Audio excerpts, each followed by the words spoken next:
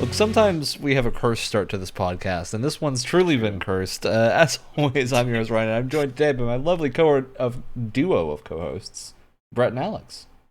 Third time's the hello. charm. Yeah, third time's the charm. Hopefully. You know, sometimes OBS just unlinks from all of your Twitch stuff and doesn't want to start streaming. And occasionally you just got to figure it out on the fly. So we did. We're here now. We're here to talk about some video games and some things in the sphere of video games. I hope you're both excited. Would you Love the perhaps game call sphere. it the game sphere? I Brett, would love well. to call it the Game Sphere. This is officially the Game Sphere episode of the podcast. Good. I hope It's you're, miracle.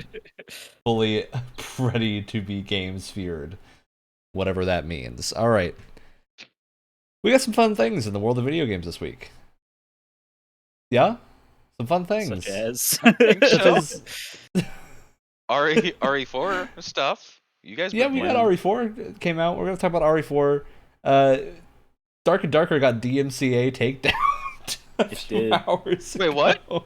It Yeah. did. It's been hit with a DMCA by Nexon. It's a situation where Nexon is claiming that a bunch of stuff in Dark and Darker, which for those who don't know, is a multiplayer competitive-ish, it's like Tarkov but with medieval skeletons. You know, that's the kind of the vibe that they're going for. D&D party descends into dungeon and fights other D&D parties. Yeah, fun game.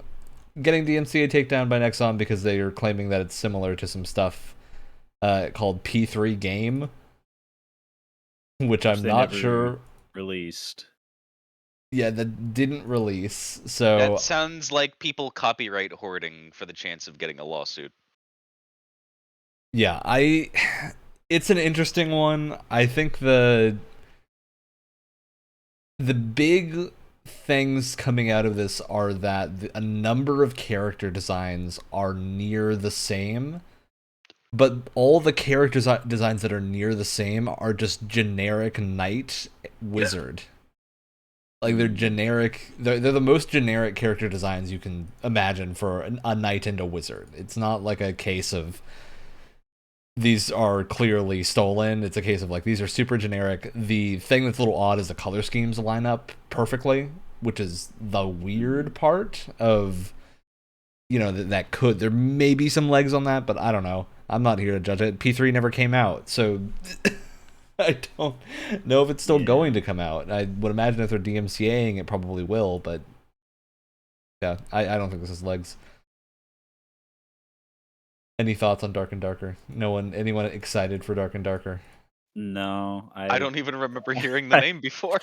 I've honest. heard of it before, Yeah. but I haven't had the urge to care. I wasted all my energy on caring about Bleak Faith, and now I just don't care about any other games. or Now any you other can't care controversies anymore. About them. Because of the huge roller coaster that you've been through already. Yeah, maybe next year I'll have more room to care, but for Yep. now, no. Well, in maybe brighter news, GameStop had their first quarterly profit in 2 years this quarter. GameStop? Oh, huh. GameStop's making a resurgence and has finally turned a profit. I don't know what changed. I was gonna Maybe- say what made them earn this. Maybe the lack of pandemic means people are going into stores more and like buying games more in physical stores and not online. But yeah, it's really interesting. GameStop is kicking around for at least a little bit longer. Our big, I think, news story for this week is Counter-Strike 2. Yeah. Counter-Strike 2 How was has this been announced. It's also kind of just an update to CS:GO. Yeah. I think even being generous, it's an update to CS:GO. They're pulling an Overwatch 2, I think is the best way to describe this. But Yeah. it's a free update to CS:GO. Oh. It's neat. not a whole new game that you have to pay for all over again and have everything be new and only slightly different. Right, It Overwatch 2 is going also to free. be- Is it? I Yep. forgot about that. Okay, never mind then. Scratch what I just said. It is a free update to CS:GO though, even though it has a number 2 on it, Yep. which is weird. Because I But think it's worth there are mentioning. some changes here that are pretty cool. They have new volumetric smoke, and that was the leading announcement that they led with. Yeah. What makes this a sequel is volumetric It goes around smoke corners. grenades. That's really cool. Yeah, this is interesting because I've played a little bit of CS:GO, never really competitively, but I've played with people that are competitive at CS:GO. Like I have a number of friends that are like on a competitive CS:GO team, and I've played with them a fair amount just casually. And smoke grenades are a big deal. So I think to people that don't play CS:GO, this sounds insane. Like truly insane that the game changer, this is billed as a game changer on their site for CS:GO. It's the or CS2. It is the first thing beyond the blurb is responsive smokes as a title with just a video of the volumetric smoke. But yeah, there's a lot of interesting things here. The main thing is that other grenades will like pop the smoke for a little while away, and then it will come back in, so you can actually kind of get a sight line through smoke if you expend some resources, which is a That neat is way really to handle cool. this. Will like go into windows and out of stuff, expands in corridors, combines to other smokes, which is neat. Yeah, I think a lot of interesting gameplay could come from that. I don't know how much the average person will notice it Yeah. comparatively, but it feels noticeable enough.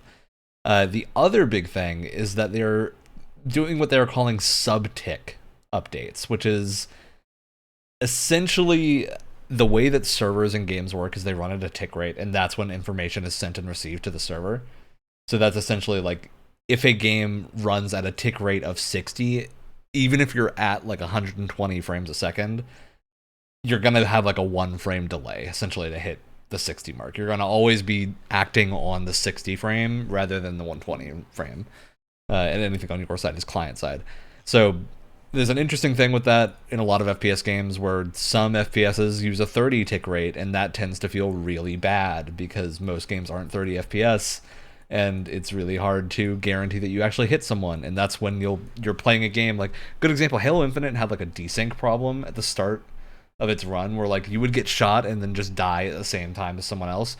That's because Halo Infinite, instead of dealing with a tick rate issue, opted to have the client kind of take control of that. So if you shot someone on your screen, it would hit, even if they were not in the right position.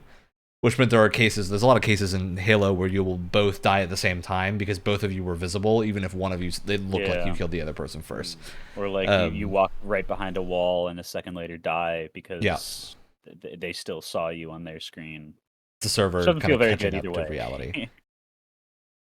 Yeah, it's not that one way is necessarily better, but there are trade-offs for every way you're doing this. The way that Valve is claiming this is that this is just better. So I'm really curious to know how this tech actually works in functionality and if it does the intended thing of kind of defeating the need for tick rates. I sure do hope so, because that's something even in like they're still having trouble fixing the desync and Infinite because people still are like posting stuff that they it seems like they really haven't done much to alleviate the problem, which I don't know if they really Well, it's because can. the It's a desync client side is thing. not, to my knowledge, a architecture problem. It's because of the way that they handle whether or not what is on your screen is correct. And I'm not a Yeah. server person, so this is not like authoritative information. But I believe that the way Halo does it is a little bit different in that they would prefer that if you hit something on your screen, you hit it in actuality, which is both a positive and a negative at different times. Of Yeah. like, there might be times where you feel like you died cheaply, but generally you're never gonna feel like someone got away from you cheaply. Yeah, that is, and then the flip Hmm. side of that being, if anybody remembers Battlefield 4 on launch, they had 40 tick rate servers only Yeah. on console at least, and just like a lot of things that would be kills just like completely went through people and uh did not affect them whatsoever. So which is like those are just two examples, but like every single FPS game, even Yeah. if it's like barely noticeable, like sometime like any time where it's like a one hit kill scenario, you can really feel it, especially so like stuff like Rainbow Six or Hell Let Loose, Mm-hmm. where there's just like a one shot headshot with all guns or something like that. But that's when it really becomes exasperated. So I hope this is a case where if this is actually just like a proper better solution, it's not just something that only Valve does and that other people actually like do it. Not that Valve is gonna like Nemesis system copyright it or something, but that they'll just like do it and nobody else will at all. So I don't know, because that's like the one thing even in FPS games that I really like is just a constant like little like just nitpick all the time it happens. It's very annoying. So it'd be nice to see that be a thing of the past. Yeah, get it sorted out a little bit. I agree with you. I would love to see that not continue to be a problem. All right. So Counter Strike 2, I think all of us are not Counter Strike players, so I don't think there's a lot of Nope, excitement not here at all. necessarily. I Not am yet, at curious to least. try it out. I think this will Yeah. bring me back to try it because like there's a reason that I've never really got into Valorant, which I think is right now the main competitor to Counter Strike.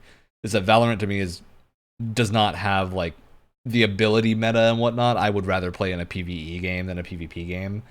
And I'd rather have like more modern military stuff in PvP. And that's entirely like a personal preference thing and not related to anything else. Um yeah. The other couple of things that are coming with CS2 is they've overhauled a bunch of maps with like full overhauls. Some maps are just getting like a visual texture upgrade.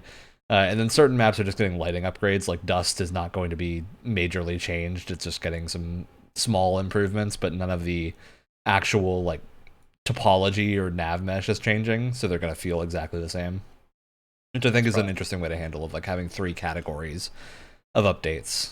So yeah, I'm very curious to see what reception to this is. All your stuff from CS:GO is supposed to carry over, but That's there are always like nice. new weapon models and stuff. So if you're using old skins, they won't apply to the new weapon models. They'll be the old weapon model, which I think is a fine way to handle that. Yeah. You just have the old model, or I think they said some of the ones that are more popular will actually get applied to new models as well. So That makes sense. And it seems like they have this all very well like planned out and everything. Like you said, like the 3 different like kinds of map remakes and how like what yeah, skins will be applicable and not. Because it's coming out in this summer, isn't it? Like yeah. later this I year, don't know that something we like have an that. exact date yet. Well, Yeah, they just said this how long year. has it been? How long has Counter Strike Go been out for? When did Oh, that? CS:GO's been out for like probably eons. It's primordial. It's been Then the Yeah, they main certainly like have 2012. enough. theme. CS:GO was Wow. 2012. So They Yeah, certainly have enough jeez. user data to know what to probably know what people want in a yeah, sequel. just Yeah, about. It's going to come out like exactly. exactly 11 years after the original. Damn. And I think too, I saw somewhere that it like like even now CS:GO's been just constantly smashing the highest player records Yeah, on Steam because more people are seeing, oh well, when CS2 comes out, I guess I Better get want to be back good into at it. it, your so skills are I'll transferred. try it. So Exactly, yeah. So yeah. I might too. It's it's always looked kind of fun, if not very frustrating, but has to be better than Siege, right? But I'm I will say hoping. CS:GO's community can be pretty. I wouldn't say they're as bad as Siege, but they are meme lords to to a man. You know, If you Brett, if you can play along, it'll only be a good time. If Brett, you can play along. boy, do I have a good community for you, Crunker for life. Oh yes, never change Crunker Crunker. community. All right, that's our big ticket for Counter Strike and Valve. Our next big ticket is that a Last Ronin game, which is the Teenage Mutant Ninja Turtles graphic novel, in which everyone except for one of the turtles has been killed. Yeah. And it's about the one remaining turtle, which I won't spoil, fighting their way back and getting revenge, which is a super cool story take. It's inspired by God of War 2018. That's what they've said the gameplay's inspired by. Which is So absolutely Man. wild. I can't And wait I to feel see like that would this. feel good. I feel like that would feel really good. Yeah, I mean, I think that would feel good. I'm just super excited to see what this actually is like because I can't in my head imagine what a high budget Teenage Mutant Ninja Turtles game looks like. No, yeah. One that isn't pixel art? Does that exist? It's gonna be interesting It does, it's not good. how utterly fugly the turtle slash turtles is are going to look because I just feel like when it comes to making a TMNT thing with like high fidelity 3D visuals, it's just I was gonna say just picture this. One of the skins or like the armors you can get in the game, or just the base skin maybe, makes the turtle look like they were in the first live action movie. oh my god. Uh, Cowabunga! Yeah, I don't think we have a developer for this yet. We just had it announced on the publishing side. So I'm also super curious to know who the dev is. I think that's going to make a big difference. It's billed as AAA, so imagine if it was Sony Santa Monica. I would lose my mind if this was Sony Santa Monica doing the last Ronin game. That it's so wild to me, and yet I would love to see it. Yeah, I don't think that's the case, but man, would it be wild. I also imagine they're pretty busy with their other projects they've referred to. All right. We got some Elden Ring info. And the reason I want to talk about this Elden Ring info, Brett, is this is hyper-specific. This is like a thing that, look, if you haven't played Elden Ring, we're going to talk about Elden Ring for a little while, so deal with it. The DLC things? Or... No, this is... New update? Bandai Namco, there was a new update, which is just some minor balance changes, but Bandai Namco put out a bunch of like stats with this new update leading into when the DLC is going to be announced. Because we did get a DLC announcement that I actually don't know if we talked about on the show, because that was in the period where we had a bunch of other episodes that we had already planned. So yeah, they've confirmed that the Shadow of the Erdtree DLC is coming for Elden Ring. I think everyone expected a DLC. I don't think there was ever a question of if this is happening. I think my big question for it is this before or after Armored Core?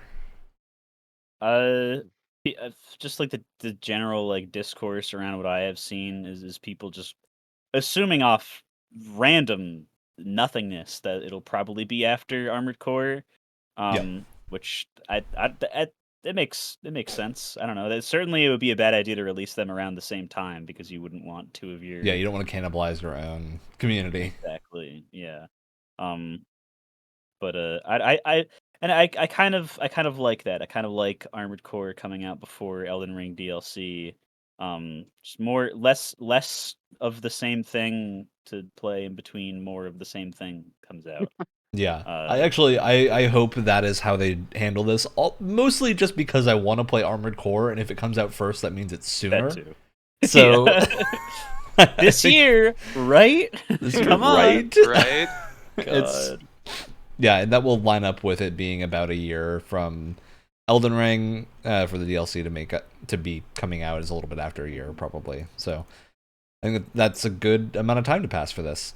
There were a lot of boss attempts in this game. The interesting one to me is that the Tree Sentinel, which is one of the roaming bosses, is almost one of the highest boss attempt rates. Shouldn't be interesting to you at all because that is the first guy you run into when you step out the door. Yeah, so I wonder if this boss attempts is really just like the number of people that have died to the boss. Well, yeah, because especially like a lot of the discourse that is bound to happen with every single modern FromSoft title of people saying the game's too hard and that it should be toned down is because, well, you've ran into the big golden guy with a giant glaive on a huge gold horse that has a boss health bar under him. Deal with it. Go a different direction because that's the thing in the game that teaches you that you can go a different way. That is until you look remotely like him. Run away. Exactly. Yeah, exactly. That's a good way to put it. So and that's not a thing that most people, understandably so, will just be able to learn on the first try if they even run into him on purpose. Because I know during the network test, when it was just that area of Limgrave that you were allowed to play in, I spent like the whole time trying to kill him, and I was like, this is if the whole game is going to be this hard. This is gonna be a problem. This is gonna be like a 5,000 hour experience for one story completion. But no, it turns out that he's just that hard in order to make you try. He's just there to let you know to go somewhere else and come back. Exactly, and you're not gonna learn that unless you die to him like 10 times and then realize, okay, bump up those numbers. Yep. Yep. We also had some other interesting info here. Radagon of the Golden Order, which is one of the very, very late game bosses, is at 148 million attempts. Melania is at 329 million, which to me says sense.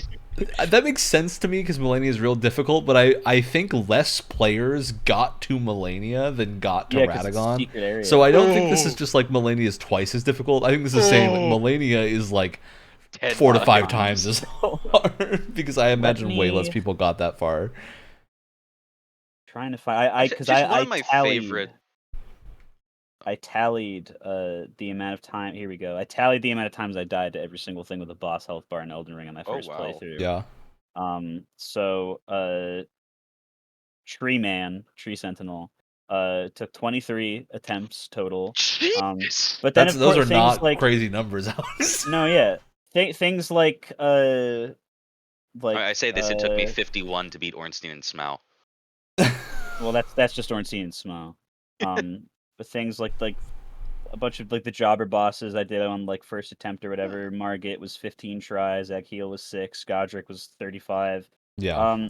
And I again, I don't know. This is what I like to call my one singular new type moment in life where I was able to just tune everything else out New type.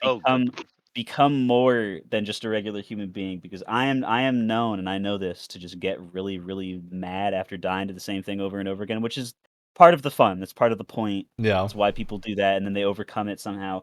But also, it's like the point of a drinking game is to, it gets easier and easier to have to take another drink because you're more and more inebriated or whatever. It's the same thing with Dark Souls or any game like that, where you get more and more pissed. It makes it easier to mess up and die. Only 10 attempts for Millennia, and I don't know how I did that. And I have not attempted to fight her again because I know that I'm going to take like you will be able to do it a second time. That was because, and I had just like watched 2 of my friends do it, and one of them like just like gave up after fighting her for like 2 hours straight and like deafening in Discord so that he couldn't hear any of us to like get him off his game or whatever, and still couldn't do it, and just like left pissed off. Someone else had been trying it for a few years before that, and I was like, all right, I know this is gonna be bad. I just gotta become zen. 10 tries. I don't know how. Yeah. So I didn't help those numbers very much. Like me with Margit. Yeah, you would. That's like yours. That's your. I had not died to Margit until I attempted to do like a level 9 base level samurai run through of him. Yeah. Without upgrading anything. That one was much worse. It was a lot harder. The rest of my runs, I never had a problem with Margit. All right, well that's our Elden Ring discussion. Except for the DLC, nothing too crazy going on aside from that. Yeah, no dates or anything, obviously. The other quick rundown of things that have happened this week that we should mention is Respawn has opened another studio that was their sole job is to keep Apex Legends going for 10 to 15 years. Oh. See Brett's soul. So we give them like 2 or 3, and then they get closed down, right? Yeah, that's my prediction. Get Forspoken. Look, there's not a great track record of studios being formed just to upkeep a live service, unless it's an MMO. Like MMOs have generally not had this problem, but studio is a kind word for a separate building. They put the servers in. Oh God! All right, yeah, that's basically our rundown this week. We got some games to talk about. People have been playing games this week, so we're going to talk about some games. But before we do, I have a few little pointed questions I want to ask you two. Ready for the points? I want to go down and drill into some things. Because I had a realization while playing Resident Evil Remake 4 at this point, the 4th RE remake, I felt the same way, and I have not played 3 Remake, which is probably something I should have done before this, but didn't. I feel like that's for the better. You don't have to. Well, 3's not really as related, because it's not a Leon game, and this is a Leon game, so... It's also, like, it's not a bad game, it's also just the worst out of the remakes that they've done. It's the worst of a bunch of good games. Yeah, so, pretty much. Yeah, I had the same experience with RE4 Remake starting it out as I did with RE2 Remake, which is that I didn't really enjoy it at first, and then about 30 to 45 minutes in, something clicked, and then the things that I had not been enjoying at the start, I was suddenly having fun with, and like, I think getting the survival horror experience of like, there's a reason I did not typically play these games is because I just wasn't super into them. Same thing with Dead Space. Of like, before I had tried the original Dead Space, I've played through the original Dead Space before, and I never really loved it for the gameplay. I liked it for the atmosphere, but not really the gameplay. Then Remake, I'm playing, I'm like, oh, this is actually like really enjoyable. So what I want to know is like, how long do you guys give a game to hook you? Like, how long would you let a game play a game that you don't necessarily like at the start, but you think you might like? Because that's the thing, right? Because I think by this point in any of our lives, we all have a pretty good idea of like, oh, this game looks like a Ryan game. This game looks Yeah. like an Alex game. This game looks Yeah. like a Brett's game. So I am either I'm going to give it a shot or put it on the wish list because of that. If it doesn't look like a Brett game, I'm probably not even gonna like care about it if it's on the radar or not at all.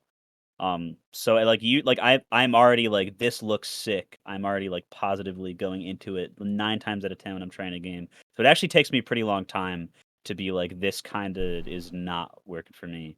Um I think I'm trying to the most recent example of that happening, which is a real goddamn shame because I know people are gonna get upset at this. The 6 people that have played this Yeah. is I tried Skies of Arcadia like a couple weeks ago on the GameCube on my real GameCube that I definitely own to play these It's affordable tubular. copies of games on. Yeah. Uh, it's very very cute and very fun, but the combat is so slow that I just I couldn't get into it. And this was probably like 6 to 8 hours into it, I want to say, You which is gave a it a pretty good amount of long time. time. Yeah, and it feels bad to drop something after that, but it's like, you know what? With this amount of time, even into a JRPG, it's not like it's going to get better. Like the mechanics have been laid out. Mm. Uh, I don't know. Yeah. So yeah, like I said, I, it takes me a while to think that. I think that I like you said, we all pretty much know what our preference for game is, and one of the Mhm. main reasons why we do the Game Pass thing is to either figure that out more or try to expand it.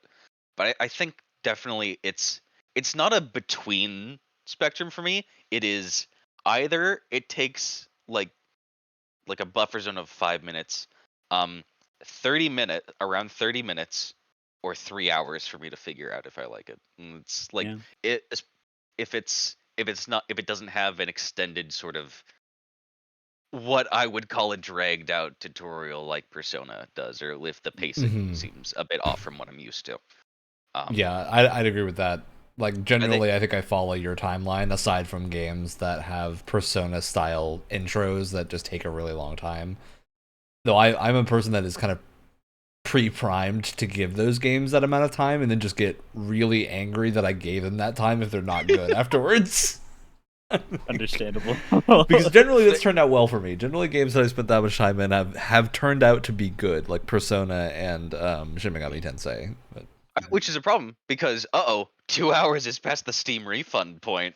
yeah, Yeah, yeah. good old Final Fantasy 13 breaking that rule in half. Damn. uh, Oh, yeah, I think that's a good estimate. It's also, I I think think, there's why we aim for also about 2 hours in the Game Pass Games Club, is it's a there's good amount of time to see if a game is to your interest. there's also I don't know, I feel like I'd call it a problem that I have where if there's a game that other people find enjoyable, or like whether or not other people find it enjoyable or not, or if I've been peer pressured into playing it, or it seemed fun at first and then it's not, but I want to give it the benefit of the doubt to find out at the end of the 3 hours if something like you said before clicks or not. Yeah, yeah. And if there's like one mechanic in there that keeps me playing it, but I feel crappy about playing the rest of the game, I'm still gonna play it and I'm not gonna have a good time. But I'm But gonna you'll do it still for the play one. it. It's yeah, which is a problem because I'm not You gonna do have play fun in my. Destiny. So this is self-explanatory. But I do know what you mean, and I think there's a kind of like semi flip side to that too, where there's been a couple of times where like I've tried a game and I've just been like this is lining up to be something that I would like, but I just do not, and I don't enjoy it for some reason. I don't like the way it plays. It feels like crap. Yeah. But everybody news flash, everybody plays games differently, in weird, subtle little ways. Some people play like just casual run through the game. Some people play with their QA testing it and just want to break everything immediately. Some people And use everywhere in Southpaw. between. Psychopaths. And then so Yeah. if that happens, sometimes I'll just, hey, buddy, the game's free. Can you try this out for me and just tell me what you think of it? And then sometimes it'll be like, oh, I figured out that you do this, which the game explains really poorly, and then I just had a great time after that. And then I'll do that and be like, oh, this makes sense. I'm glad I asked somebody their specific opinion about it. Yeah, I'll agree with that. I play a lot of games that tend to be like what I would call wiki games of there are elements of the game that you are going to miss because they're poorly explained that are critical, and you're going to be having a much worse time if you don't do them. I would put most RPGs have something like that of any genre. I think RPGs tend to fall in that trap all the time and just miss things that are pretty important. I think another good example is I was playing MechWarrior earlier this weekend, MechWarrior 5. And MechWarrior 5 doesn't have a great tutorial, doesn't front load the good parts of the game. It front loads the worst parts of the game, which is rough. But because I like mech games so much, I have stuck through this game so many times. I've launched MechWarrior 5 probably once every 6 months for the past like 4 years, trying to like it, and it's finally clicked to me because the game has been updated enough to be good in a base state without a bunch of mods, which means it's playable now. I'm actually having fun just playing the game as intended. But it does mean like you don't know going in that there are a bunch of restrictions on where you can actually repair your mech and whatnot, because the game is aiming for like a pseudo simi feel where you're trying to like upkeep a mercenary company, which, you know, some people enjoy that. I don't think it's great, but I will put up with it for the sake of the cool action set pieces and cool mech buying and stuff. But I think that's one of those games where like I had to really stick with it and like look on the wiki about like what cool weapons exist for me to get later that will actually be fun to use. And they have a whole system where weapons are introduced on a timeline based on the year that the game is in. So like as you're moving, real time is passing, and every like year or two of in-game time, new weapons get developed. And so there's like new mech chassis and weapons that are input into the game for you to then like find in the sandbox and play with, which I think is a fun idea that if I had known that earlier, I might have stuck with it long enough to actually see that the first time instead of bouncing off of it 6 times. Yeah, I think that happens fairly often. I think it's a big thing on RTSs too. Like if the three of us had played Age of Empires 4 without Wyatt, oh god, yeah, totally different. I think we would have lost our minds trying to figure out what was going on. Because that game, I think, even with the tutorial, does not do a great job of explaining the mindset that you have to play an RTS with, which is the most important thing. Of like, you can't focus on one thing; you have to do 30 different things at the same time. And that's going to work for some people and not for others. Not something my feeble little brain can accomplish anymore. Yeah, I'm with you on that. It's RTSs are great, but they take being in a certain mood to play a lot of. All right. After that question, I think the follow-up that I wanted to ask is, for you guys, what makes you keep playing a game? Like, what is the thing or set of things that will pull you in? Is it like really good game feel? Is there like certain mechanics that you really enjoy? Like, I'm a person, when I can get a thing that makes a skill change color, like that's the boil down of it, I'm very into it. It's like even if it does nothing, if I get a thing and I'm playing through Diablo or Path of Exile and I get an item and it changes the color of my VFX, I'm in. Wow. It's that simple. I got one here that I think a lot of people will identify with: addiction and FOMO. Yeah. Forcibly, not willingly. It's unfortunate. Yeah. That's I think the answer that marketing wants to hear sometimes. Yep. Unfortunately, it works. I feel like a lot of the time it's like what are the other options? There aren't any. This is the only game that does this. All right, well then I better friggin' like it, I guess. Like for Yeah. the majority of its existence, like you didn't really have an alternative for Shadow of the Colossus. You just kind of played that to do the Shadow of the Colossus thing. And Mm-hmm. the Mech Warrior thing is way different than the Armored Core thing. Because the Armored Core thing just replicates in the strangest way possible exactly what you would expect like just a Gundam fight to be like, where you're But zipping Brett, all you over the know place what's but funny about grounded. saying that is the reason I'm playing Mech Warrior and have bounced off of it so many times is I'm playing it for the Armored Core stuff, It's not for yeah. the Mech Warrior stuff, because there just aren't any other games that do like mech customization like that I haven't played. Like there's Daemon X Yeah. Machina. SD Gundam is not like that. Like SD Gundam, No. as fun as that game can be, it's a brawler. It's like an action brawler Yeah. and not a Yeah. mech combat game in the traditional sense. And so your options are very sparse. I think Yeah, genuinely. that's another one of those things is why I keep going back to Overgrowth, which is the weird Uh-huh. little rabbit beat up rabbit physics fighting game that you hear me talk about Yeah. every now and then on the podcast, because I know no other game where I can run up to someone, do a what's the like a full body 2-footed kick The on their drop kick. face, A and classic drop Dropkick, kick, yeah. Alex. drop kick, and they will just go either flying across the room and knock Boy, howdy, themselves out Alex, on you the need to play geometry, Dying Light when you get a or chance. but Dying Light feels like everything is so locked in place when you do it. This is incredibly free form. Bodies will bounce everywhere. Because it's You physics can based, drop kick, yeah. yeah, Yeah. you can drop kick someone in the head. They will go down to the ground, bounce back up. You hit them so hard, and fall on top of you. It's just like Good. incredibly wacky physics fighting. Yeah, that's fun. So I think the Gang Beasts appeal as well as the wacky physics Yeah. fighting, even though I think in Gang Beasts it's a lot less complex than Overgrowth is, but still very fun.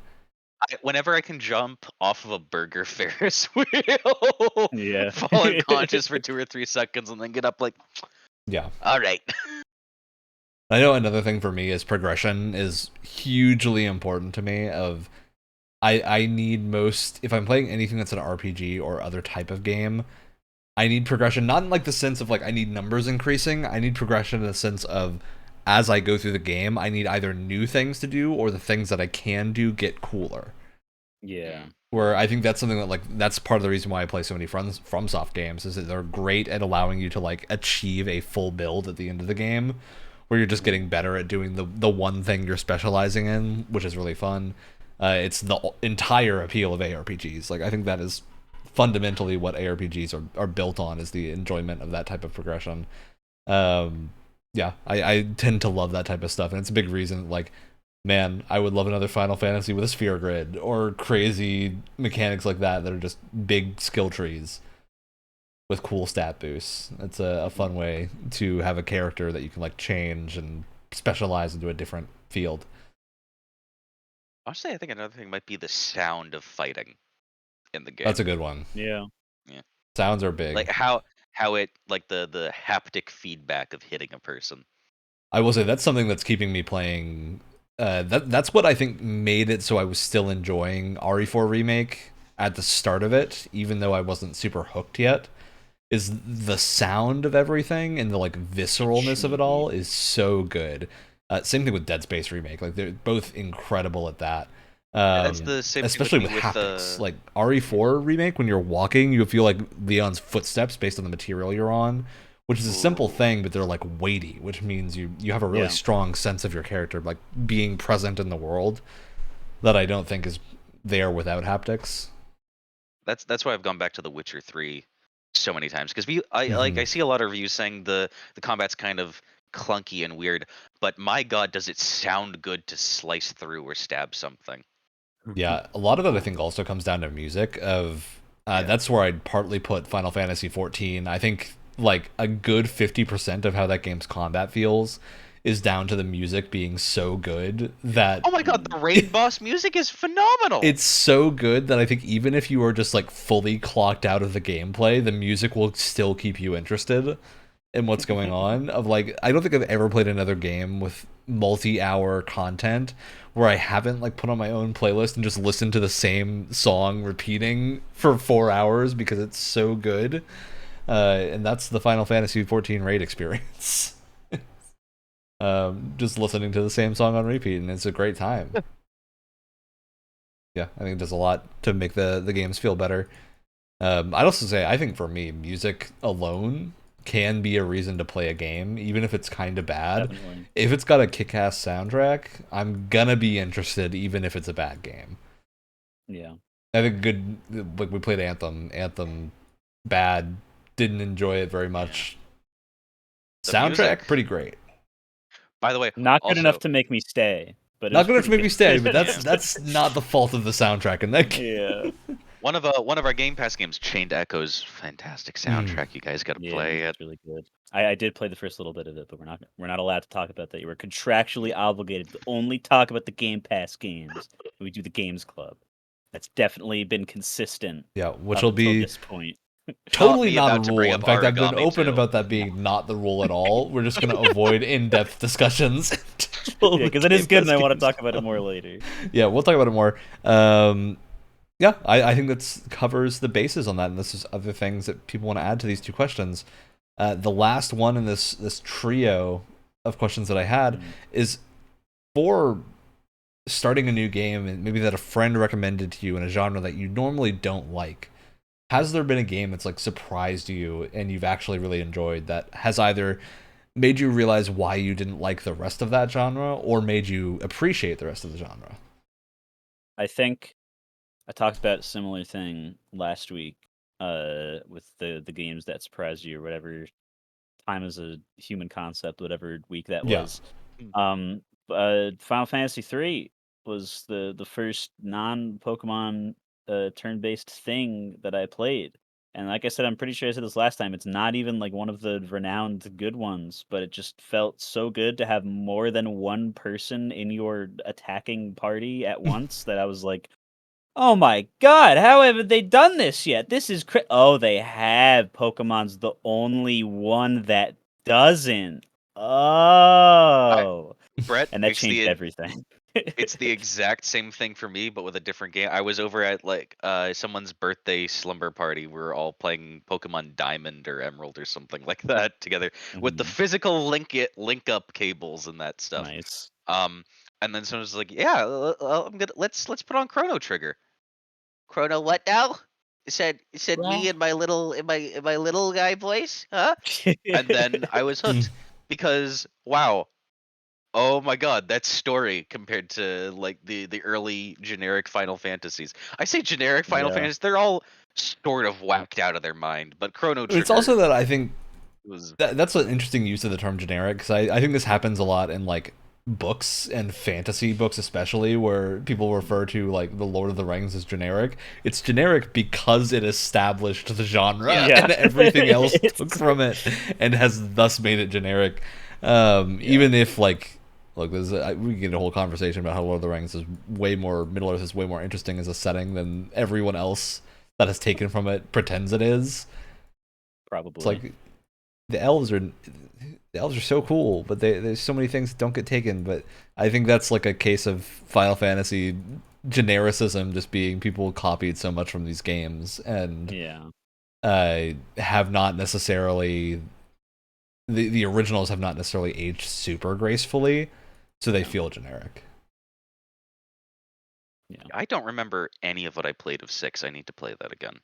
Oh, 6 is I play 6. I played Chrono Trigger and 6, and those are the Final Fantasy likes that I've done. 6 is like up there in terms of the ones that people refer to being great, to my knowledge. Yeah. And then also 14, which I need to continue. Yeah, we'll hook you on 14 someday. I'll get the you award in there. The whole base and the award-winning Heaven's Ward expansion. Yeah, you need to get to the award-winning Heaven's Ward expansion, because there's some moments in Heaven's Ward that I think are going to shatter your soul in more ways than one, and I can't wait to see that. All right. I think for me, a game genre like this is, I've been talking about survival horror, because this entire line of questioning rose up for me because of survival horror games being a genre that I have never particularly enjoyed. Like the original Dead Space I played not because I liked survival horror games, but because I liked Mass Effect and it looked kind of similar. Because I did not play it when it released. I played it way later. So, oh no! yeah, it's like not a good reason to play that game, but still, I think it demonstrates the point pretty well of like, coming back to that genre as an adult, I can be a lot more open to the things that it brings to the table than when I was playing it and didn't really enjoy it, but just kept playing it because I didn't have, the ability to buy other games.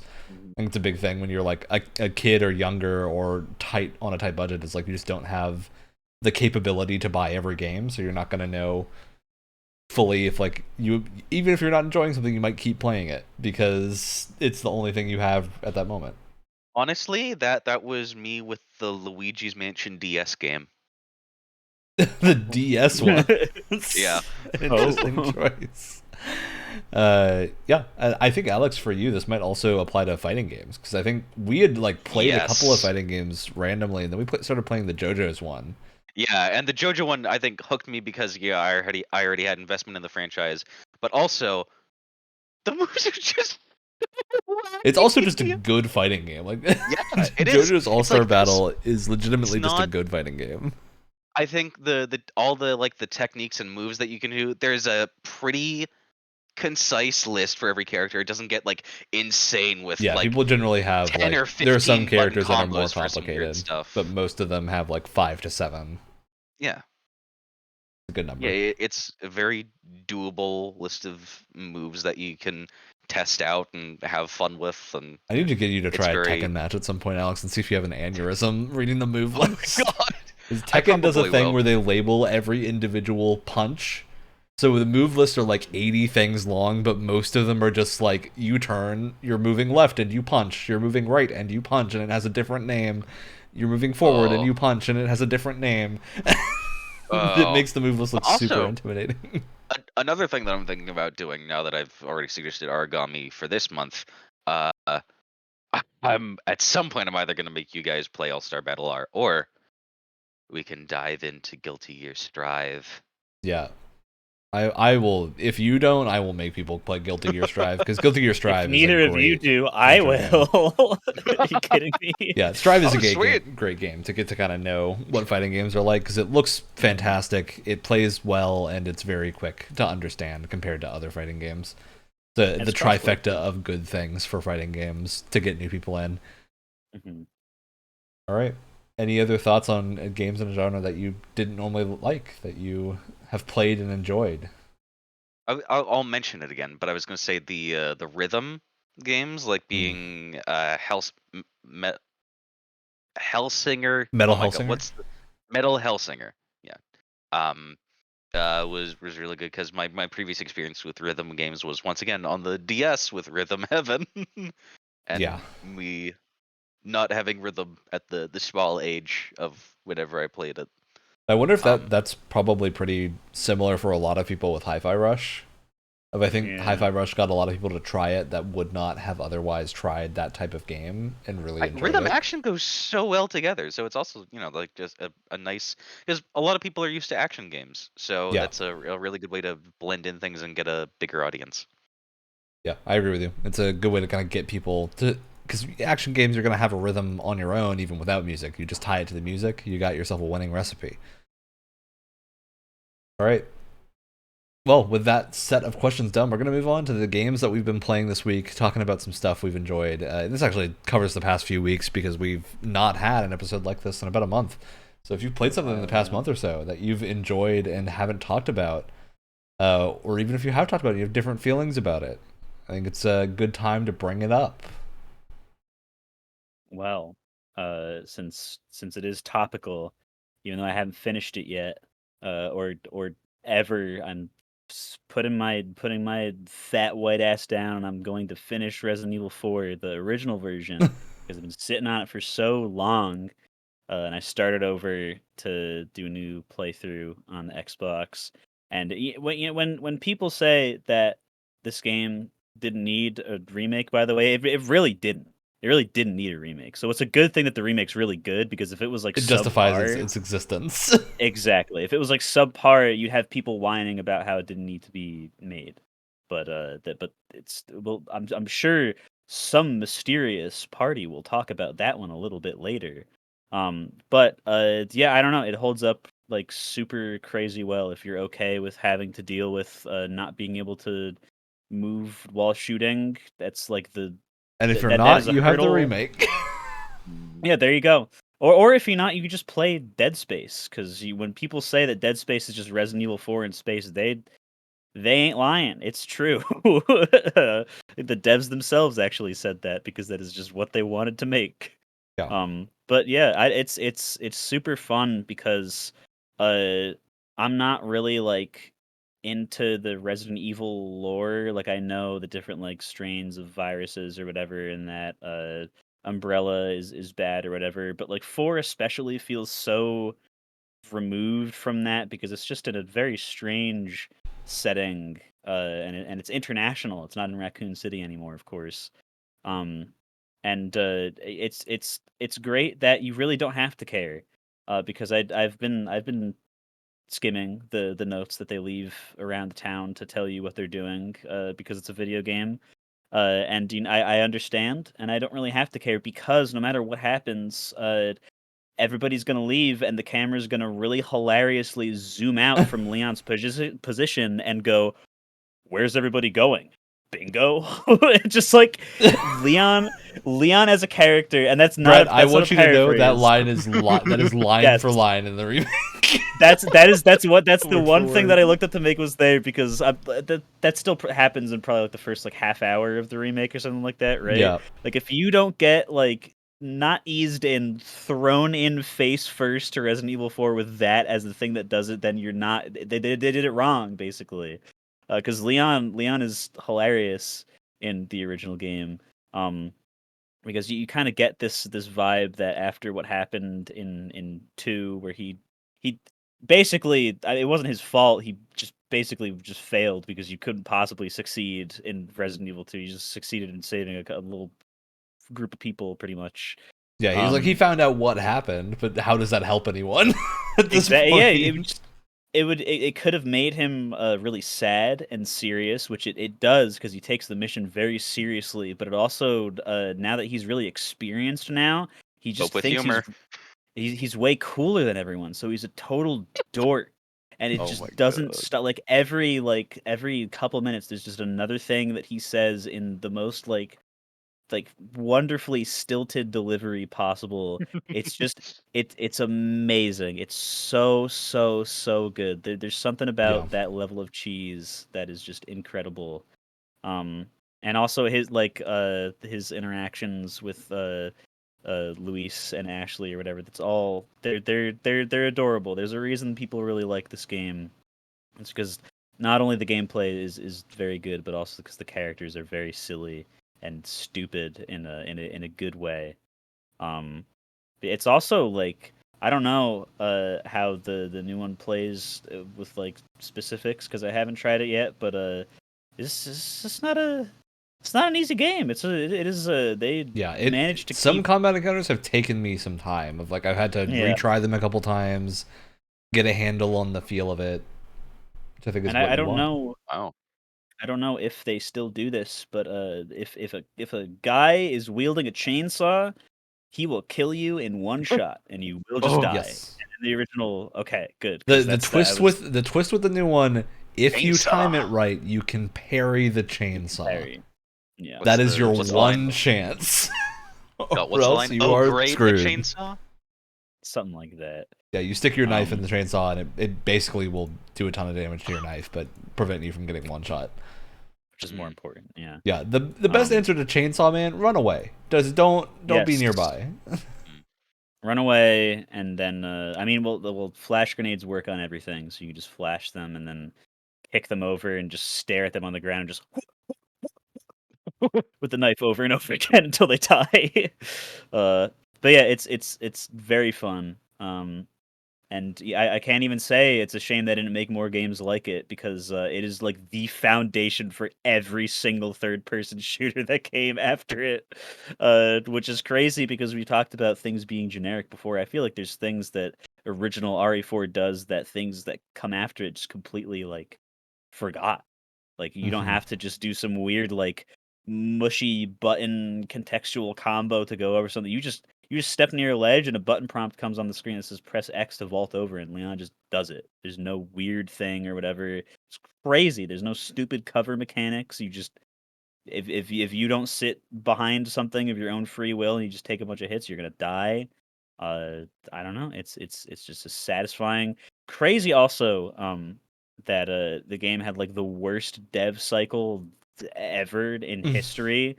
Like before, like I mean, I guess it wouldn't be before a lot of things because iconic classics such as Duke Nukem Forever, and other examples that I can't think of right now also have like way worse dev cycles. But like the fact that 4 came out and like you just don't feel that is crazy. Like it's such a complete game, and yet so much had to be cut and changed at like the last second.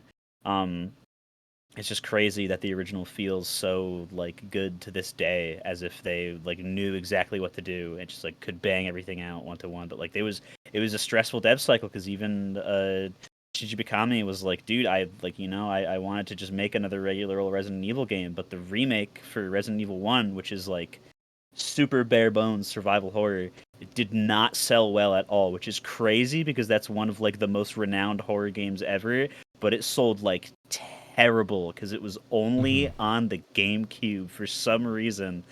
And so we were like, I guess we just got to do action, but I don't really know how to do action yet. So we just tried 4 different builds of the game, and only one of them made it through as Resident Evil 4, and then one of them became Devil May Cry.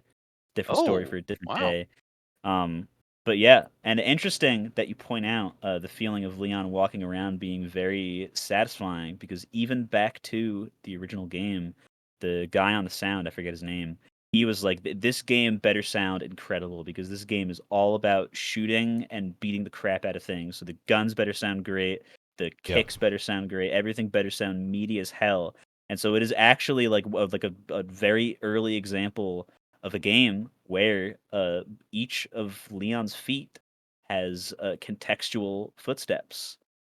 So even in the original game, it makes different sounds depending on which foot is stepping on which thing, and like even like if they're stepping on the same thing, it's like different noises that are all slightly randomized and stuff. Which it's just kind of par for the course today. But this is like 2005 we're talking about. That's high tech, and so to hear that is kind of like a similar thing that they're just expounding upon in the remake is pretty cool. I wonder if it's the same guy that's like leading the sound team or something. It I could feel be. like I don't want to guarantee that. 'Cause I'm not sure, but there But is a like toggle in the menu to toggle over to some of the original sounds and music if you want to. So you can like. interesting. It doesn't tell you what stuff is the same, but it specifies some like sounds and music will be replaced with the original if you have that on.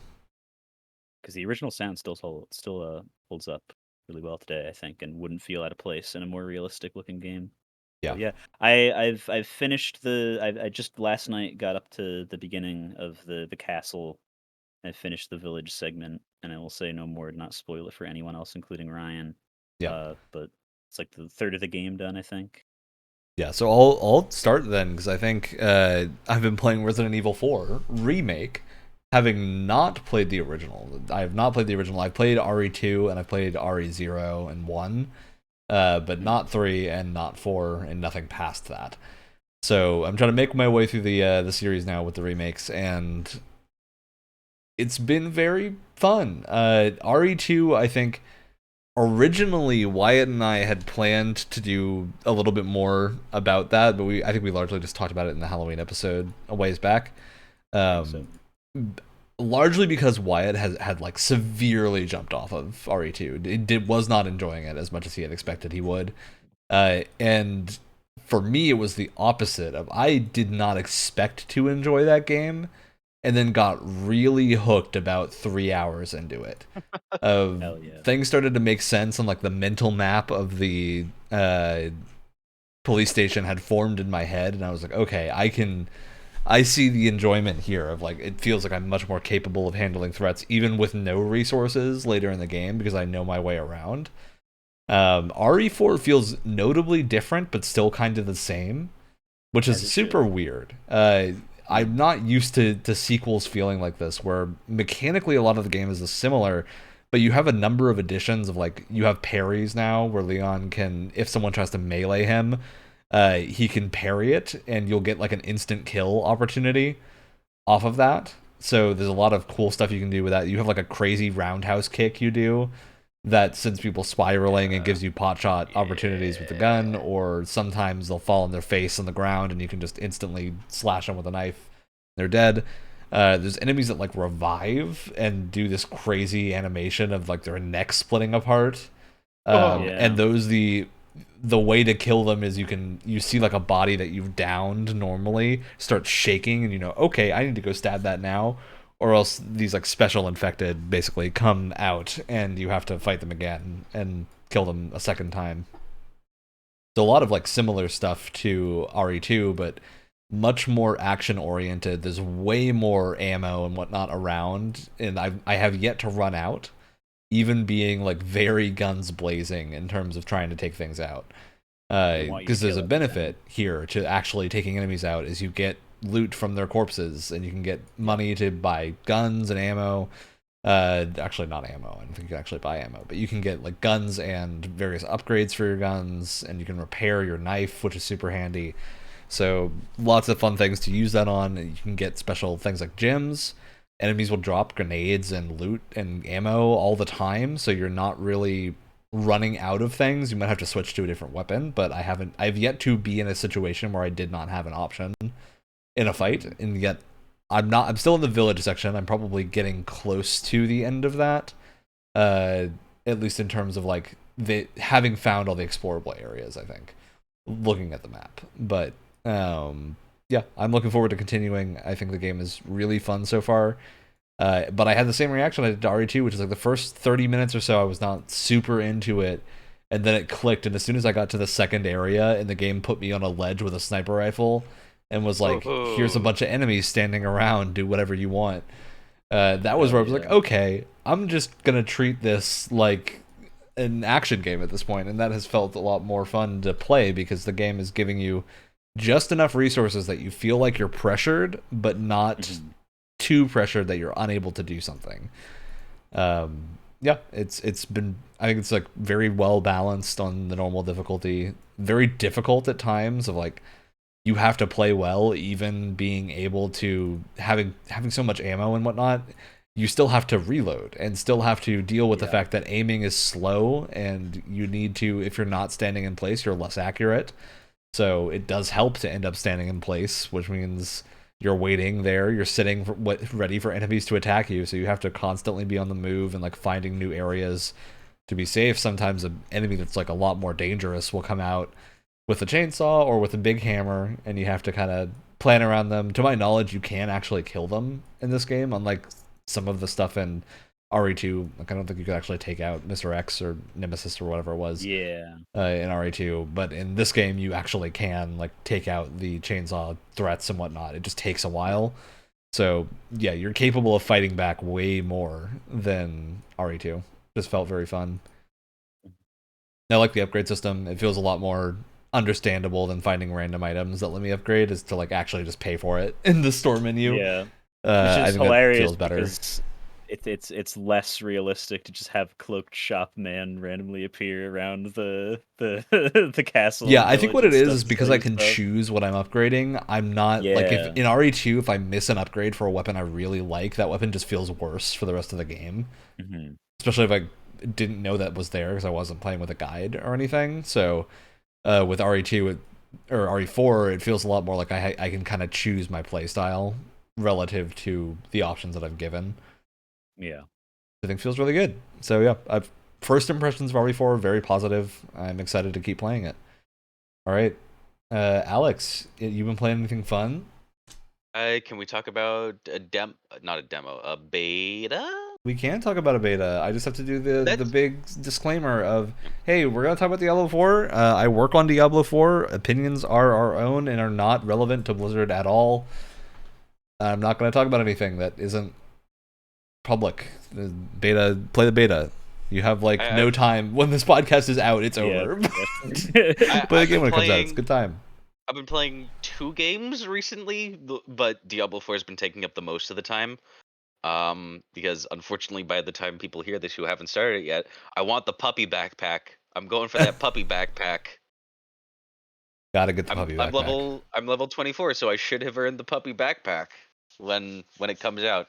I look forward to carrying that guy throughout the entire campaign. uh, there's that. There's just finding incredibly fun builds, going onto World Tier 2, having more epic and legendary loot drop, so you can try out more builds. Because with the legendary loot, different perks are upgraded. So it's like, oh, this gives me an excuse to try this or this element that I wasn't using before on Sorcerer. And then you find out you really like ice, and you really like ice and lightning together. Yeah. And Have you made your lightning do ice yet? You can make the lightning do it. No. One of your enchants as sorceress is you can make your basic enchants of all the basic attacks let your other abilities do their status effect. It's great. It's super fun. I think I've seen enchants yet, or I haven't. Or God, did I skip over something? You might not have done your class quest yet, but you unlock them through your class quest. Probably. It's really fun. It's very easy to go from a nice moderate amount of challenge, which is World Tier 2, to World Tier 1 if I need to go on a power trip or something, where I can spam the chain lightning and get rid of an entire swarm of ads, and it's like, oh,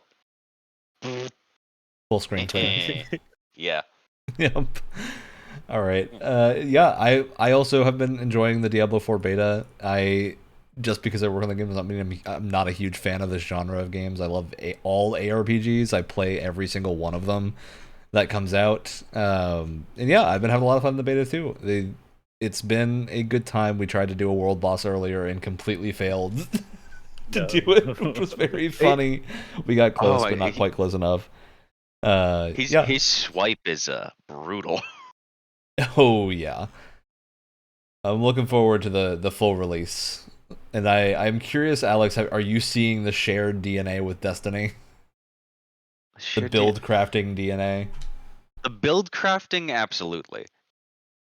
Oh yeah. There's a lot of potential because the legendary items kind of act as exotics with adding that bit to the perk as far as exotics are just legendary items from any other game like that, like Borderlands or Diablo. Yeah. Just look, if you're gonna take things, that's something to take. It's very fun to have unique items. Any other thoughts? I have to ask, Ryan, were you and your team allowed to talk about Destiny while developing this game? Yes, we're allowed to talk about Destiny. I still can't believe that story, but for reference of what that's in reference to, we played Anthem, and apparently the behind the scenes was that, like, when Anthem was in development, talking about Destiny was blacklisted, basically, and was not a thing they were supposed to do. Turns out it's very silly. Yeah, because what they got as a result is a game that feels worse than Destiny, which is crazy. Like, even just in the little bit that we played, oh my god. Like the little Destiny 1 specifically, not Destiny 2. 1. Yeah. Yes. Which is saying something. Look, if you develop games, play other games so you know what people like and what's fun. It's very important to not just be honestly, siloed. Just more importantly, just what you like too, because if you're just making a game and you don't even like the thing that you're making, it's gonna come out like crap. Like, even if like it's good ideas, if you don't enjoy making it, it is hard to work on something that you do not enjoy working on. So I definitely understand that sentiment. All right, Diablo 4 beta, good time. I also want to mention Destiny 2 because Alex and I played some Destiny 2 earlier today. Lightfall. I have not had much time to get up in the Lightfall discourse because I was working with hotel Wi-Fi during the release window and could not play it because nothing would load. So catching up now. Strand is fun. The dialogue is really rough. I don't think that's an unfounded complaint about Lightfall. The gameplay has felt great though, so I think I understand the sentiment now. The gameplay for Lightfall is very good, but the narrative side of things is kind of in shambles. The grappling hook on Strand is to die for, especially if you're over a Yeah, cliff. the grappling hook feels really good, which I was super worried about. I think in the trailers it did not look super satisfying, but it actually behaves really well in the game. Does it have like physics behind it, or is it Yeah, just you like like pull tether you around a towards? point, and you Okay, kind of cool. have like, it's almost like if you're playing Pathfinder and Apex, but Yes, it that's tethers to a point in midair rather than like slingshotting you. Ah, So you can like interesting. swing and pivot, almost like you have like an Indiana Jones whip above you, Yeah. which is a really fun way to do it. It doesn't like launch you with as much velocity, but it does have like, you have a cool melee attack if you tether to an enemy. You can like reel yourself in like a fishing line and slam them, which is really fun. Yeah, There's I things don't that know give if you infinite I've tether. shown you this, Ryan, but there's also something that I would really like to try, which is so you can tether to enemies, you can tether to objects in the environment, you can tether to space, you can tether to other guardians, Yeah. and you can tether to sparrows. Oh, that's Good. super cool. Yeah, I do think it is a super well designed kit. Like, we were having a ton of fun just playing, because the opening mission, they give you some of the stuff to play around with in a big section of it, and so you're getting to mess with a bunch of these abilities. And yeah, they were really enjoyable to use. I think the grenade was, as the strand replacement, really worried me, but because you have the like tangles that then function as like baseball grenades that you pick up and just get to huck And you at people. also, and like you said before, you also have a melee tied to the grenade too, where you can Yeah. like come in and like ram or And punch it's people not out like of a the grappling wimpy hook. melee hit. It is a big AoE slash. Like, it does a lot of damage, and it Yeah. was very effective. And yeah, the hunter is what I play in Destiny most of the time. So I've been playing the hunter, and the hunter, like, you get like a cool rope dart aesthetic for the strand class, and everything's about using this rope dart. And so your melee is like, you throw a rope dart that looks to like ricochet between enemies and then return to you, which is super cool. And there's some neat timing with that too, where if you catch it, you get a measured amount of your melee energy back, depending on how many people you hit. Yeah, it's a really fun thing. I'm excited to actually unlock it to play around with. 'Cause it's clear that when they give it to you in the story, they just kind of make your cooldown regeneration insane. Yeah. So you are using things like every couple of seconds, which is fun, but at the same time, like, I want to feel how it actually will feel to use this, rather than being the pumped up version. Because honestly, it feels almost like too much when it's pumped up. It's like you're moving too quick and doing too many things at once. Whereas I think when it's going to be like a interesting choice to, if you're going to grapple somewhere, I'll be more excited about it. Yeah. All right. You two got anything else you want to bring up? The other game that I was playing that I played for the first time in what feels like probably multiple years was Noida, which I've Oh, had in my library for a Oh, while. When we're talking about spreadsheet games, that absolutely feels like it. But it also like reminded me a little bit of the build craftiness of Diablo with the different perks that you yeah. can go for. that makes sense. It's Yeah. it's very fun to come back to now, but also still very hard to understand because the graphics for the different like spell types are helpful, but they don't totally explain what something does. So there's I feel like I definitely have to wiki what some of the symbols mean Mm. for that. But also, Yeah. more really fun physics and dust like gameplay. And you're Yeah, a Noida's little wizard really that good can time. fly around and get shot by Boba Fett's on a moped, Yeah. The enemy design for that which game is is the really only way I know funny. how to Yeah. describe some of the enemies in one of That's the a earlier pretty good way to levels. describe the enemies. The original sentence. Um, All right. Brett, you got um, something. You look I ready. I probably talked about Hell Let Loose before, but I'm gonna talk about it again. Because Hell Let Loose is really Hell let fun loose. and really good. I don't. The Steam sale's not on anymore. I don't think that by even the time we're recording this, but it was like half off or something. But Hmm. anytime the game is on sale, get it. It's so much fun. It's 100 players in a server screaming and shooting at each other Huh. in the guise of a World War II shooter. It seems very daunting and tactical at first because you gotta open up a map and you have squad leaders and stuff, battlefield style, and there's like certain weapons can only be used by certain classes and everything. But it's now that Battlefield is thoroughly 6 feet under.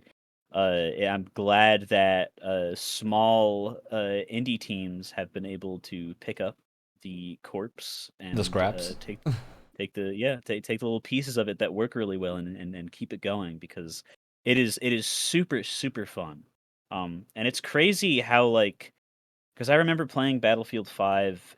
One of the most frustrating parts of that game to me, like, aside from all the horrendous progression and all the other, like, real big problems of that game, I just couldn't freaking see anybody.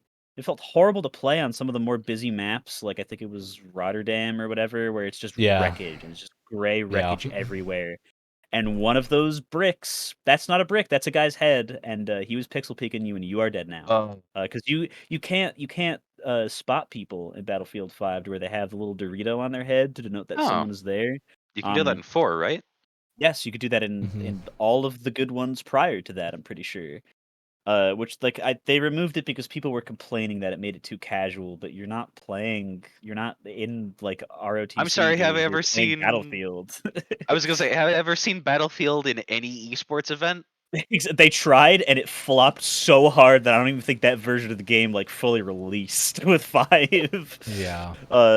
But the thing is, it's incredible how, like, just psychologically that changes when you're playing a game where that was never an option. Because in Hell Let Loose, you just have to expect that people are hiding in every single bush, every single pile, every single shadow. There's probably Oh god. somebody sitting there looking at you, waiting for you to round the corner and Oh just fill your god. entire body up with a Tommy gun magazine. But since you have no way to spot, you're not frustrated when it happens, because it's like, oh, okay, I'm expected to pay attention because the game was designed for. I mean, this was the only installment, as far as I know, with Hell Let Loose, with that in mind. Um, which is one of the many legs up it has over Battlefield, which is a very strange nitpick, but it is so much fun. I've gotten many people that do not, like, play shooter games at all to get into it, purely because the game has VoIP for your VoIP? team, which Mhm. it's you hold V and your voice goes through to anybody around you that is on your Oh. team. Um, Oh, neat. and so there's the one example I always use that is always very funny to me is we were, like, having a super hard time getting into an objective, and there's medics. So if you have one around you, you'll see it on your screen when you're downed, and if you want them to revive you, just sit there and wait for them to do it. And if you don't, you can give up and just die and respawn. But, like, we were like, this was like the last push of the game. This was the last objective we needed to take before we won, and it was just total meat grinder. So there's probably like actually not even exaggerating, like 15 or 20 guys just in a pile of downed Oh. people everywhere, and everyone's Oh, like, crowd like crush. the characters do, like, scream a little bit, uh, Oh but, no. like, everyone's in character, so everyone is holding down V and going, "Oh god, medic!" screaming into their mic. In And crowd. the one medic that came over, everyone saw his name come over. His name was Croissant, and so everyone, like 15 to 20 guys, it was just a chorus of croissant, croissant, like, all calling for Croissant, doing that Oh. stupid meme. It was so, so, so funny. And, like, every round, as it starts, you're expected to get into a troop carrier and all drive to the objective because it's really far away. And the Oh. conversations that you have with everyone while you're just sitting there, just like this across from each other, it's so dumb. Just Man, singing "Rock and Roll McDonald's" with people for like 6 minutes on the way to a point in the middle of the map it's bonding. It's a bonding experience. I would really highly recommend it if you enjoy man, that I can't wait stupid. to go home and see my wife get shot in the car. Exactly, that happens so often. It's so funny, and it helps with how, like, realistic, like, the gun sound mixing is. Like, when bullets fly past you, it's not like it doesn't feel like a movie. It It's feels like like a it feels like pew. it's like Dunkirk, if anything, where it's just a Oh. snap and it's so loud. So you usually talk to me like, "Oh, I miss my wife and my kids.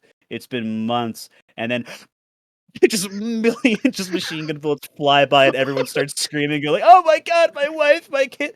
It's just a bunch of guys sitting on the computer screaming into the microphone. It's incredible what immersion can get out of a normal human being who's not in any actual trouble. It's so much fun. Ugh. Yeah. That sounds super fun. I'll need to play this with you at some point, Brett, because it's sitting in my Steam library from a humble bundle at some point. I think I might download this on Game Pass if we're able to, because it's on Game Pass. It's not, no. Oh. It isn't. Not Squad. It's not Hell Let Loose, but some other tactical shooter is, but it's not Hell Let Loose, unfortunately, because I checked. Mm. Wait, you mean crossplay or on? No, I don't think it's on Game Pass. Pretty sure it's not. I think I saw it. I'll check it again. Pretty sure it's not. Maybe they added it or something. I don't see it on Game Pass. No. Yeah, it was another tactical shooter when I was looking for it. I thought it was that, and I saw that instead, and I was like, oh, and then no. No, I am stupid. I googled it on Steam, not on Game Pass. Nice. Yeah, that does happen sometimes. All right. I have a flurry of smaller games that I've been playing this week, and this past month, actually, that have been interesting times. First, I want to bring up Gigabash, because Alex and I played some Gigabash a while ago, which is a fun, top-down kaiju and mech fighting game. That's really just a party game to watch you destroy things. It's very fun. It's very goofy. It has licensed Godzilla and I think Gigant and some other Mecha Godzilla and Destroya, which is very fun to lope around as the big Godzilla monsters and crush things. There's lots of fun original monsters too. There's an Ultraman ripoff called Gigaman, of course, good. Which is very enjoyable. Yeah, it's super fun, very cool. Had a good time with it. Worked perfectly over Steam Remote Play as well, unless there were problems on your end, Alex. No, there weren't. Objectively, also one of my favorite mechanics in games that we were talking about way back when we did the most, oh god, what was the most something, the most satisfying? That's the word. I'm having such a problem. The most satisfying game thing was destructible environments. But not just for kicks. There's a point system for destroying the environment. You fill up your super meters so you can get big faster. Yep. Good. You can also rip entire buildings up and throw them at your opponents, which is great. You could throw them. It's so fun. Yeah, it's a lot of fun. It was a blast. The other one is a blast from the past that I don't think either of you will have ever heard of, which is called Bladestorm: The 100 Years War.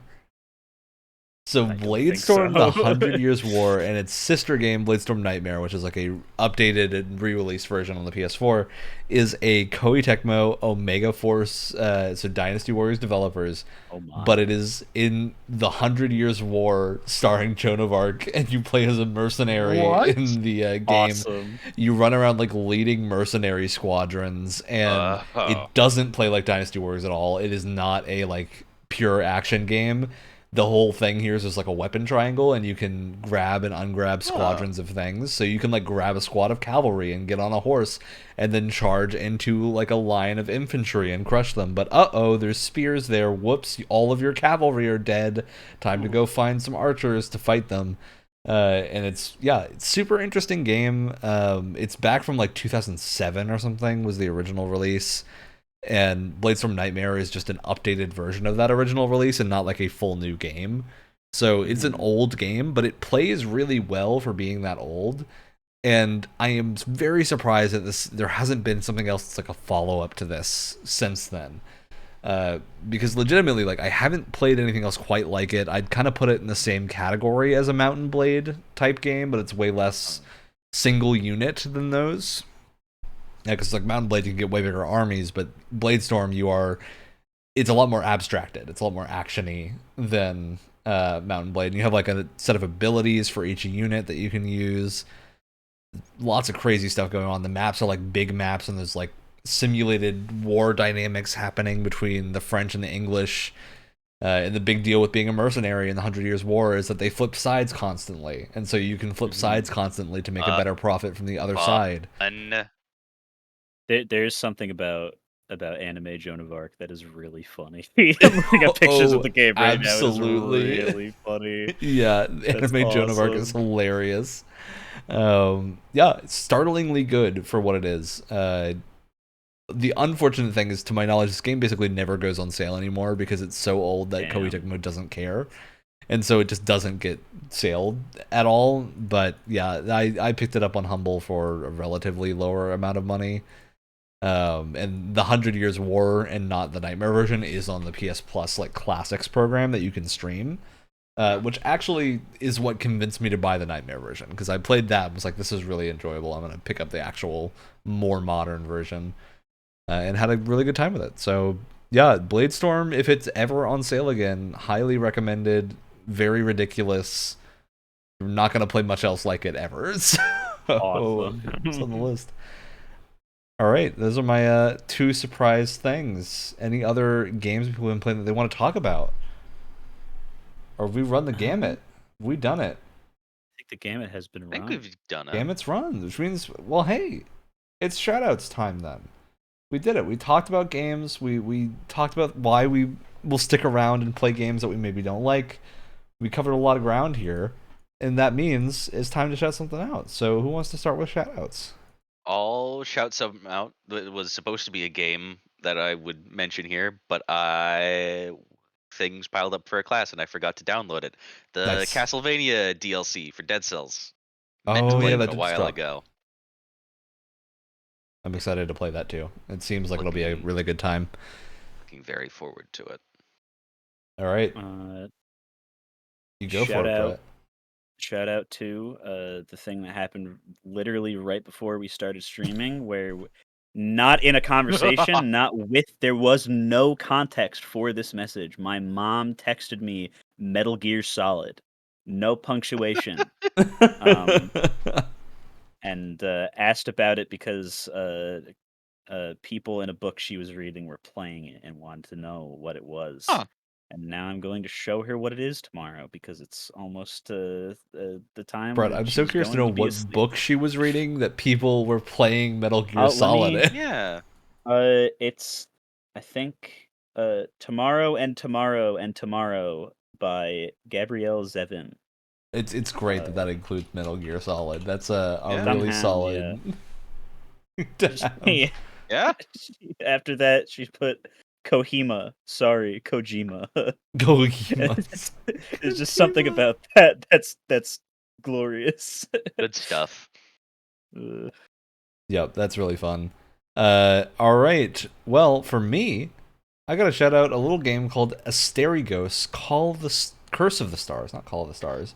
Brett, this might be on your radar. I don't know if you've heard of this before. It's a Souls-like that is loosely themed about like Greek and Roman mythology, but not actually. Like it's its own take on all that stuff, and it's not like historical at all. It's really a like new setting inspired by it. I remember this got shown off at something. I remember now. Yeah, I'm having a really good time with this game. I only played about an hour of it so far, but it is basically you have 6 weapons you unlock on the start, and you can switch between them really freely. You have like combos that swap between the 2 weapons. So like I've been rocking a spear, the spear has like a special ability that's a parry, so you can parry attacks and do like a cool follow-up. And like a magic staff, and the magic staff has the special thing of like if you follow a melee combo up by hitting the magic staff button, it does like a big push that actually shoves you away from the enemy, so you can get distance. And then of course one of the abilities you can get for the spear that's like a pressable ability is a dragoon leap to then jump back into melee. So using those 2 weapons, I have like a solid build of swapping in and out of melee combat, which has felt really cool. And I haven't even tried most of the other weapons. So yeah, super interesting game. I remember seeing a lot of trailers for this before. Oh, yeah. Like I believe this was shown off at the Summer Games Fest or something a while back. And just kind of faded. Greek punk. Like vague Greek mythology punk or something. Don't you dare. Yeah, it's been very fun. I would say that like it's distinctly indie. It is not going to feel as good as a Souls game in terms of combat being like super fast and responsive, but it is a lot more like I put it in the category of games like Thymesia, which are indie Souls-likes that are doing really interesting things on their own and aren't feeling super adherent to what the Souls-like term really means. And I think it's been really fun to play because of that. Yeah, thoroughly enjoying it.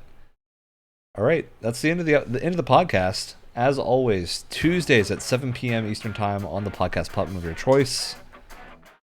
You catch us every week. We hang out, we play games. Coming soon, we got some games clubs happening. Hi-Fi Rush is up next. Then we were talking about Arkham. After that, Sigmatis. And more Arkham. Then more Arkham. Arkham's going to be a thing for a while. We're doing like a year of Arkham.